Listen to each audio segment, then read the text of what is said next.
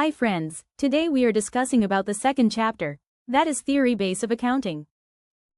One of the main objective of accounting is to help users to take appropriate decisions by providing relevant accounting information.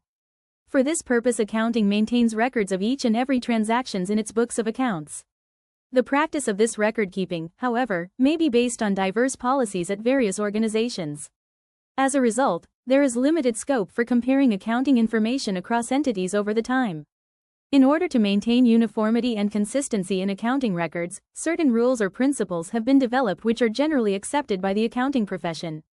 These rules are called by different names such as principles, concepts, conventions, postulates, assumptions, and modifying principles.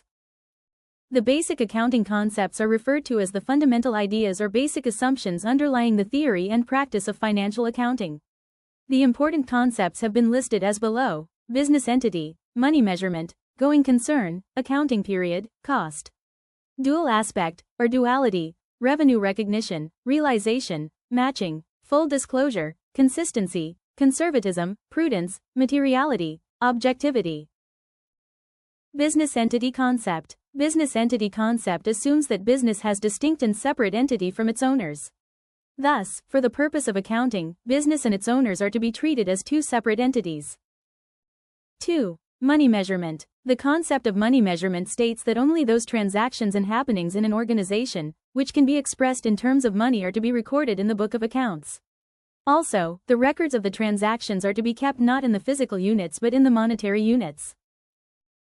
3. Going concern. The concept of going concern assumes that a business firm would continue to carry out its operations indefinitely, for a fairly long period of time, and would not be liquidated in the near future. 4. Accounting period. Accounting period refers to the span of time at the end of which the financial statements of an enterprise are prepared to know whether it has earned profits or incurred losses during that period and what exactly is the position of its assets and liabilities at the end of that period. In India, basic accounting period is from the 1st of April to the 31st of March of the next year. 5. Cost concept. The cost concept requires that all assets are recorded in the book of accounts at their cost price. Cost price include cost of acquisition, transportation, installation, making the asset ready for the use. 6. Dual aspect. This concept states that every transaction has a dual effect on various accounts and should therefore be recorded at two places. The duality principle is commonly expressed in terms of fundamental accounting equation. Fundamental accounting equation equals asset equal to liabilities plus capital. 8. Matching concept. According to this principle, the expenses for an accounting period are matched against related incomes, instead of comparing the cash received and the cash paid. The revenue earned during a period is compared with the expenditure incurred to earn that income, whether the expenditure is paid in that period or not. 9. Full disclosure. This concept requires that all material and relevant facts concerning financial performance of an enterprise must be fully and completely disclosed in the financial statements and their accompanying footnotes. 10. Consistency. According to this concept, accounting practices once adopted should remain consistent, they are expected not to be changed. There are several areas in accounting where alternatives are present, for example, straight line versus written down value methods of depreciation, valuation of closing stock, etc.